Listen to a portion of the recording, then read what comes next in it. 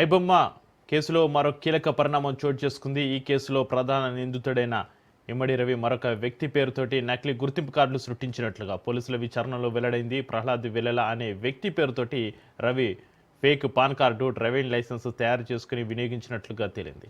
విచారణ సమయంలో ప్రహ్లాద్ తన రూమ్మేట్ అని రవి పోలీసులకు చెప్పాడు. దీంతో అనుమానం వచ్చిన అధికారులు బెంగళూరులో సాఫ్ట్వేర్ ఉద్యోగిగా పనిచేస్తున్న ప్రహ్లాద్ వెల్లెలను హైదరాబాద్కు పిలిపించారు.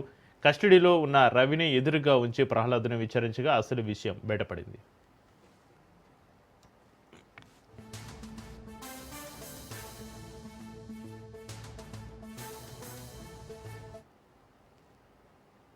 తనకు రవి ఎవరో తెలియదని, తన పేరు మీద పాన్ కార్డు, డ్రైవింగ్ లైసెన్స్ తీసుకున్నాడని తెలిసి షాకుకు గురయ్యా అన్నారు ప్రహ్లాద్. దీంతో రవి చెప్పిన రూమ్మేట్ కట్టుకథ అని తెలిపింది. ప్రహ్లాద్కు సంబంధించిన డాక్యుమెంట్లను రవి దొంగిలించి వాటి ఆధారంగా నకిలీ గుర్తింపు కార్డు సృష్టించి ఉంటాడని పోలీసులు అనుమానిస్తున్నారు.